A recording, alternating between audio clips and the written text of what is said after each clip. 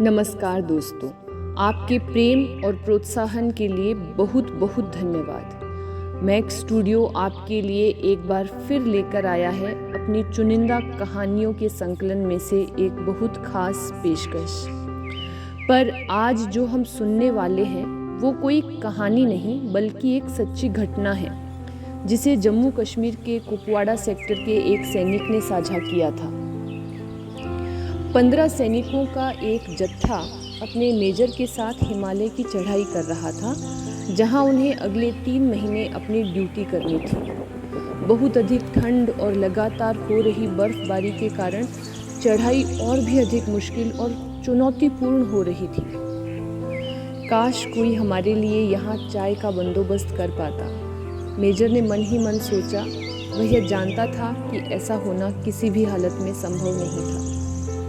वे किसी तरह आगे बढ़ते रहे। लगभग 1 घंटे के बाद उन्हें एक टूटी फूटी सी दुकान नजर आई, जो शायद टी स्टॉल ही थी, परंतु बदकिस्मती से उस पर ताला लगा था।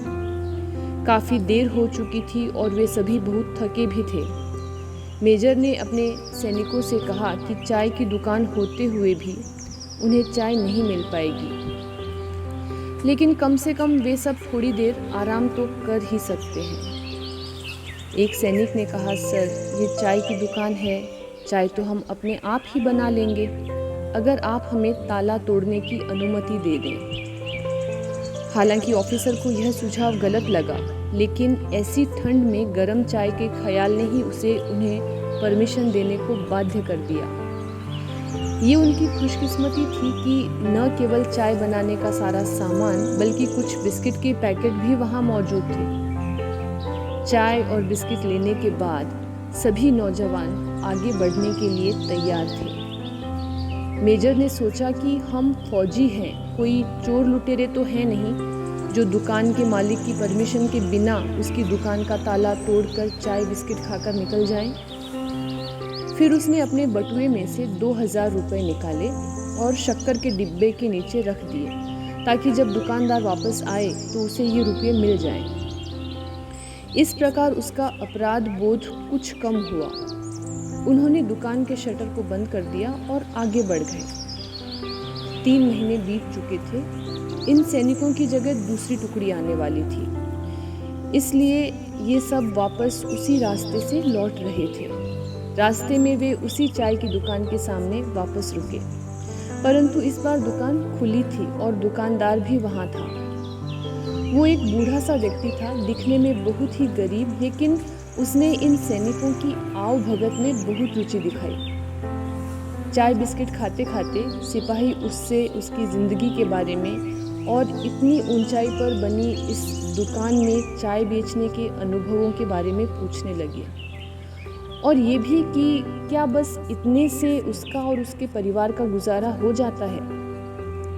उस वृद्ध व्यक्ति के पास उन्हें बताने के लिए अनेक अनुभव तथा अनेक कहानियां थी। उसने कहा कि साहब, ईश्वर बहुत दयालु है, उसने हमेशा मेरा और मेरे परिवार का ख्याल रखा है। उसकी बातों में ईश्वर के प्रति अटूट प्रेम और विश्वास झलक रहा था। एक सैनिक ने कहा कि अगर ईश्वर होता और दयालु होता तो वो तुम्हें इतनी गरीबी में क्यों रखता।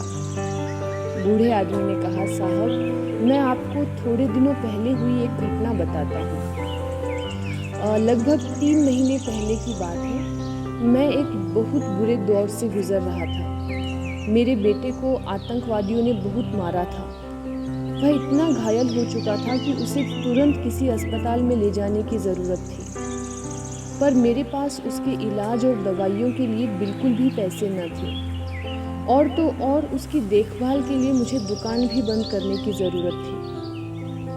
आंखों में कृतज्ञता के आंसू भरकर उसने कहा, उस रात मैंने ईश्वर से सहायता के लिए प्रार्थना की, और आप यकीन नहीं करेंगे, वे यानी ईश्वर खुद उस रात मेरी दुकान पर आए। जब मैं अगली सुबह दुकान खोलने के लिए गया तो देखा कि ताला टूटा पड़ा था।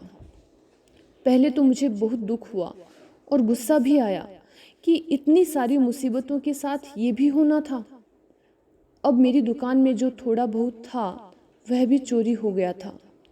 लेकिन तभी मैंने देखा कि ईश्वर ने शक्कर के डिब्बे के नीचे 2000 रुपये रख छोड़े थे।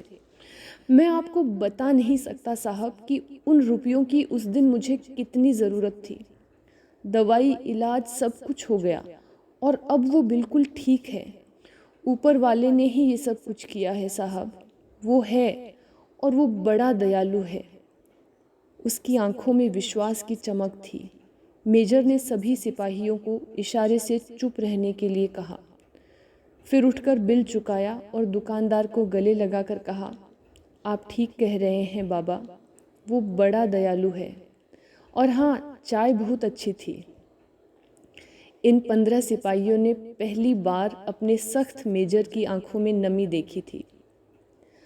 सच्चाई तो यह है कि हम में से हर एक कभी न कभी किसी न किसी के लिए भगवान बन सकता है। हम अक्सर अपनी इच्छाओं की पूर्ति के लिए उसे पुकारते रहते हैं, पर क्या हमने कभी सोचा है कि वो कैसे हम सब पर अपनी दया बरसाता है? एक प्रसिद्ध वैज्ञानिक ने एक बार कहा था, अगर हम विश्वास करें तो सब कुछ चमत्कार है और नहीं तो महज एक संयोग।